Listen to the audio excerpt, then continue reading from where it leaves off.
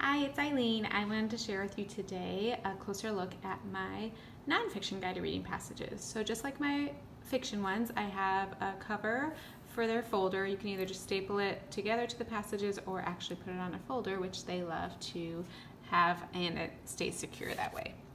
So within the folder will be the actual student passages that are leveled, which include comprehension questions. For you, you'll have the lesson plan that includes word by word if you want to, or if you just want to briefly look over and see what you should review for that lesson. Takes you through talking generally about the story, what types of sentences and words they're going to see, as well as specific words to focus on. So like I highlighted them and put a little box around them so I remember those are the things I'm going to be looking at. So for example, brush and plant, because they're going to be focusing on blends, as well as bold words and labels that they're going to be finding. And then I always have a recommendation to model one of these things through a picture walk. So for this one, I'm having you model a blend. So it says, on the fifth line, I see a word with two constants next to each other at the beginning of the word. I'm going to say all the sounds and then blend them together. So I'm going to the fifth line, and it's the word plant. So you're going to have them practice saying the sounds and then putting the blend together. So plant. So that's just to get them focused before they're actually going to be trying to read similar words on their own. Then the next section is sight word and vocabulary instruction. Now the difference between my fiction ones and these is that I provide vocabulary cards. I provide both words and pictures, some with labels. It just kind of depends on the topic. In the upper grades for like TV and QRS and that kind of thing, I also have glossaries and other things that will help the students to figure out challenging words. So basically you would go through and talk about the words. You might have them, create some words with the letters. So I like to have them all readily available in whatever container you want to use, but you could have them pull out. For this one, it's the words us, use, and like. So you're going to have them actually manipulate and make those words, and then they can go back and actually find them when they're done reading, look for them in the text. So then you're setting the purpose for reading. So today we are reading to find out about a paleontologist. And then I also have a few other suggestions to mention to them so they know what types of words they're looking at, and to some reminders so that they know, oh, I should make sure that I keep sounding out the words, or I should make sure that I'm looking for those sight words that I know. So then the kids actually will each be reading on their own.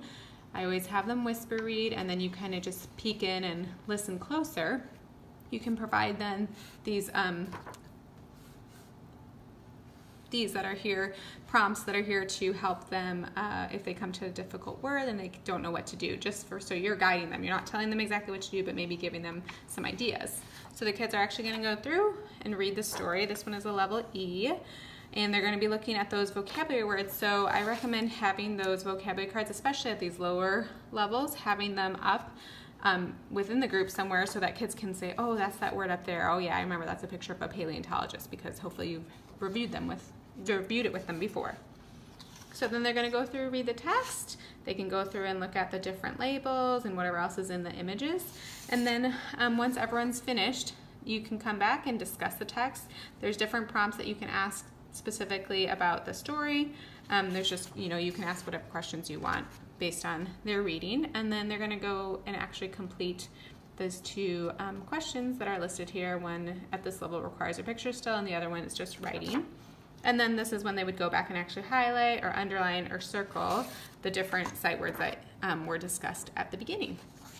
So that's what the lesson plan goes over, and the actual passage, a closer look at that. And then the last step for you is to do a running record. So this is to get an idea of how that student is performing at the level. So it's a quick check, quick assessment for you that you can say like, oh, okay, this kid is doing super at this level, or oh, this was a little challenging for him. Let's see where it is that he's really getting stuck. So I usually recommend doing these at the first 1 or 2 minutes of the following group, or at least later that week, so that it's a second read. You can do it as a cold read, it's totally up to you, but I generally like to do it as a second read. And then you just mark down their score later on, mark down any notes or anything that you noticed, whether they're self-correcting at all, what kind of errors they're making, and then you have this to go to meetings with and that kind of thing, and say like, hey, I noticed that Noah was doing such a good job, he's actually ready for the next level. So that is them in a nutshell.